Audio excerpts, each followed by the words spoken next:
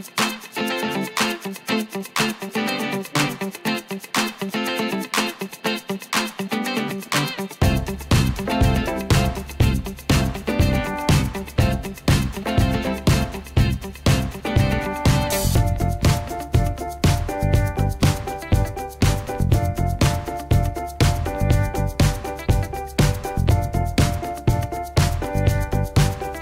morning, everybody. This is dear Mama Sal on a beautiful Thursday morning. Yay, Thursday. For those of you who don't know, I don't work on Fridays, so Thursday is my Friday. It's already 16 degrees here in southern British Columbia in Canada, and that would make it 60 already, translated into American. So already a hot one, which is great.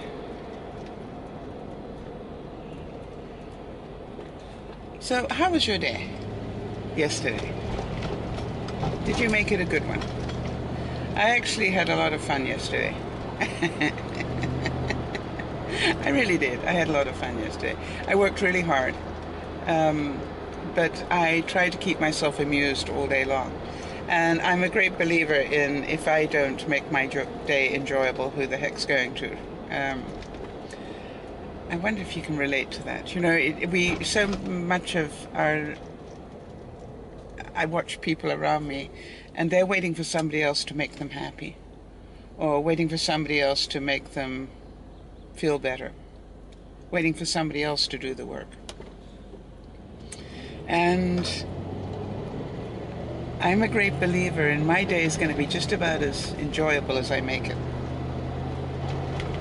And it's going to be just about as miserable as I allow to give people power over me. Or things power over me. And it was one of the things that really helped me when I hit a health crisis some years ago. Must be 10 years ago now, more than. And went from being incredibly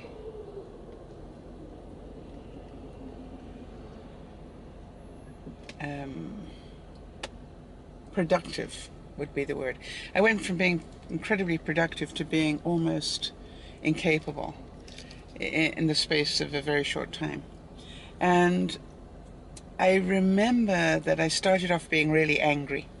And how could this happen to me? And, you know, I don't mind saying that I felt pretty entitled. You know, how could God let this happen to me? You know, when I spend so much time doing so much good, you know, I was pretty entitled upon that thing. Now, that wasn't getting me anywhere, quite honestly. And then I realized I had to change my thinking, because this wasn't doing it. And so then I had to ask myself, and that was a difficult one, but I think it saved me, because I started to ask myself, if this is as good as it gets, in other words, if what I'm feeling now and what I'm capable of now is my new norm, how do I live a productive life? Now that was a whole different ball of wax. What if this is as good as it gets?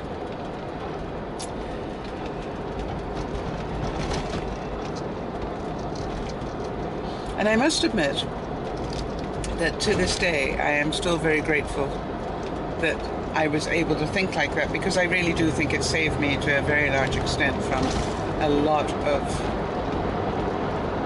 sadness and depression.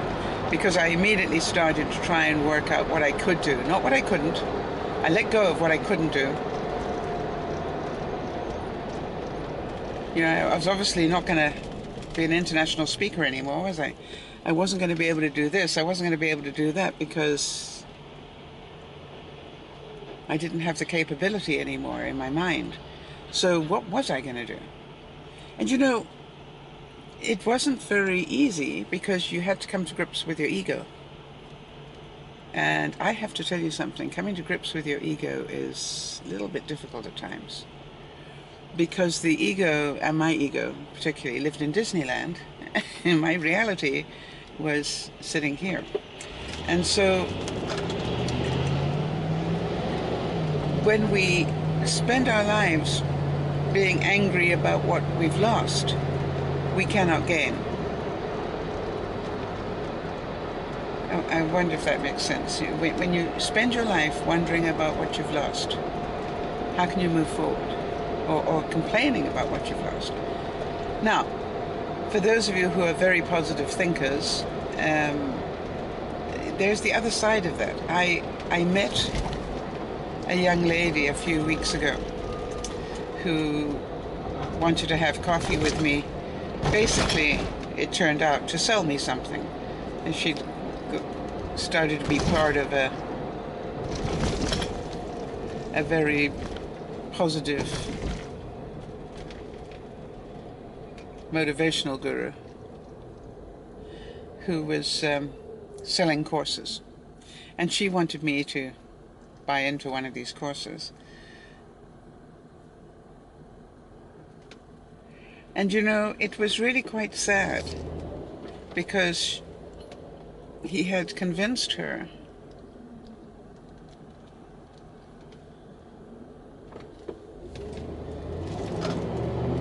to start a business. And she had no working capital. And I asked her about 3 or 4 questions that I thought the average purchaser of her supposed service would ask. And she had no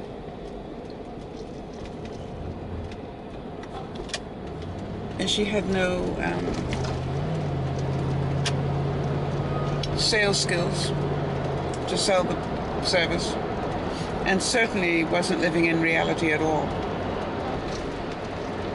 And I actually said to her, did you do a business plan on this?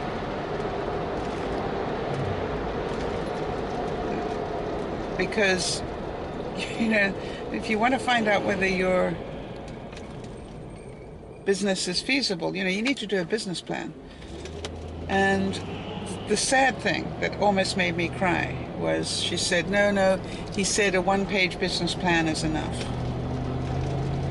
Well, you know, anybody can BS on a 1 page without the figures to justify it. So, do I think that this young lady will make her business successful? I hope so. I hope so. But did it break my heart? Because there's part of me going, she's living in Disneyland, she's not living in any sort of reality. Now, I'm a great believer in positive thinking, don't get me wrong. But, you know, I'm also a great believer in reality. And somewhere between the two is a really nice mix. A really nice mix.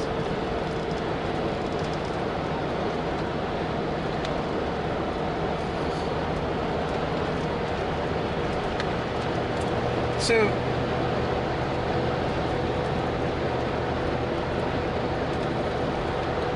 I sort of look at it and go, wow.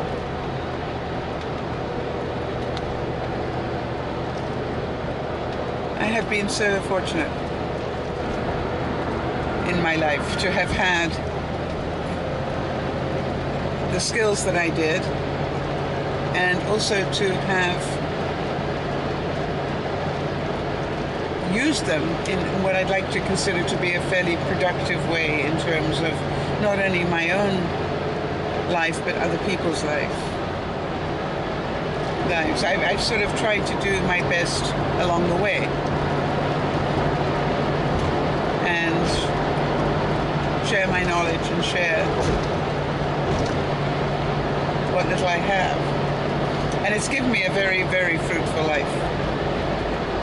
And you know, I guess when you get to my age, you have to look at it and say, you know, what do I regret? Not a whole lot. I can't say I regret a whole lot. In fact, very little. because I realized that had I not made the mistakes I made along the way, and I did, I wouldn't be here today. I wouldn't probably be talking to you today. And that gives me great pleasure. And I look at it and go, wow, if I hadn't contributed the way that I had and did and do, I wouldn't have met some of the people I met, including, as you know, Benji and Judy and the family and so forth. I would never have met them. And so you look at it and you go, gosh, you know, there is rhyme and reason. There is rhyme and reason. You just sometimes have to wait a while to see it all, and it feels so terrible at the time. So terrible. I had a situation yesterday where somebody tried to steamroller me on a decision, and it actually wasn't at work. It was something to do with my private life, and they really tried to steamroller me, almost blackmail me. And it got nasty, quite honestly.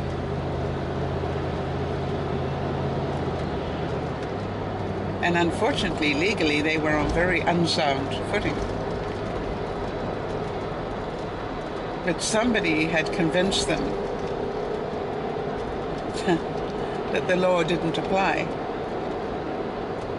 And of course, in my head, I'm hearing the words, you know, ignorance of the law doesn't mean the law doesn't exist.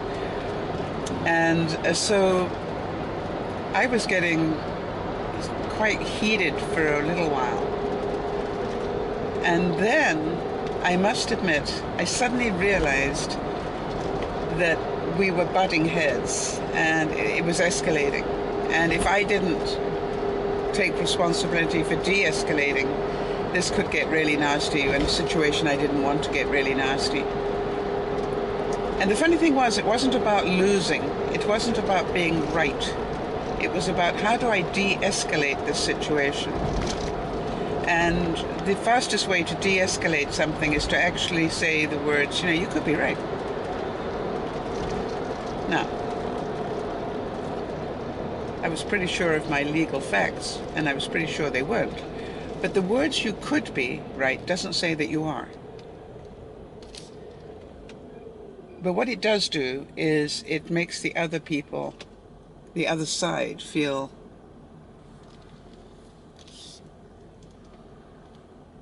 heard.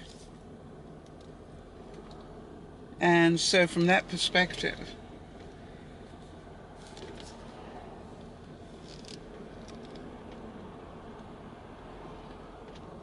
I just got to get my car to breathe in a bit here.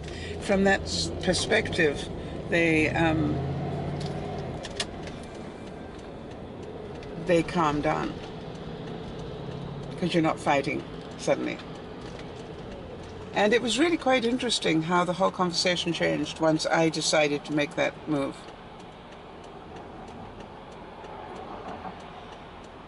When I say the whole conversation changed, you know, they're just the antagonism of it shifted. And what I basically did was I said, hey, you could be right. Let me go home and I will check the documentation, which I already knew.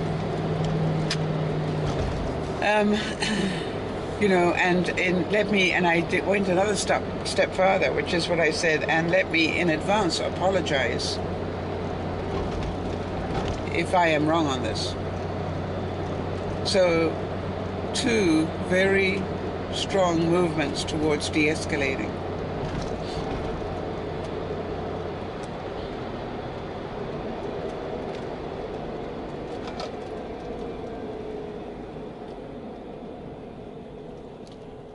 So, this is all about controlling your life. You control your happiness and you control your battles. Because as far as I know, you know, a fight takes two people, not one. So think about that in a visual, if you can. Think about the fact that it takes two people to have a clash. If one person walks away from the clash, the other person can get quite upset from, I found that out last week, you know, when I chose not to fight and tried to walk away from a situation that was getting pretty heated last week. So, you know, the other person got really upset because I wouldn't fight. And I wouldn't, you know, talk while I was angry. And, you know, my reason for that is that I have in my past too often said things that I later thoroughly regretted. And I said it in the heat of the moment. And it was hurtful. Now, I don't mind telling you that at the time it was also true, what I felt. But you know, it wasn't really who I wanted to be.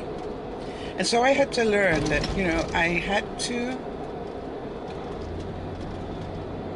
not get into arguments when I was in full emotional overload. When I was angry, when I was hurt, when I was whatever.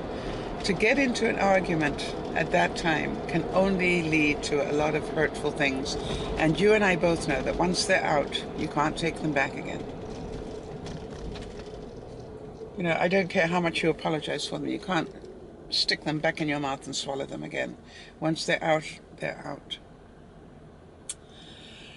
And so that was the decision I made in my life, which is I'm going to try. Now listen, it doesn't always work. Don't get me wrong. I'm not a perfect person, but I do try to really keep control.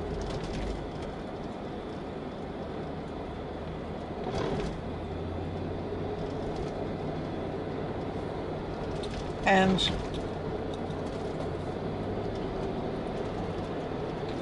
it actually does feel that way. It does feel like I'm learning at last, at this great age, to control my reactions to things a lot better. And I know that a lot of you would like that in your life.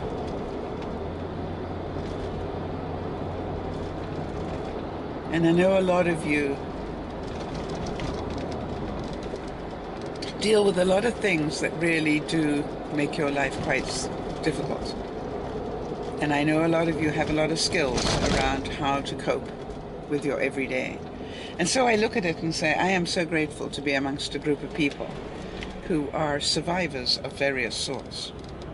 They have survived all sorts of situations, health issues, mental issues, you name it. And I think that's part of being alive. Don't you? This is dear Mama Sal saying thank you so much for being here, for listening. Thank you for all that you do for others. And may you go to bed every day of your life knowing that you made a difference in somebody's life. Thank you for watching. If you've enjoyed, please click the thumbs up button below. If you're not a subscriber, please click the subscribe button above. Oh, it's a whole bar actually that runs right across my head. And don't forget, if you know other people who actually would enjoy some wit and wisdom, please share the videos with them. This is dear Mama Sal saying bye-bye for now.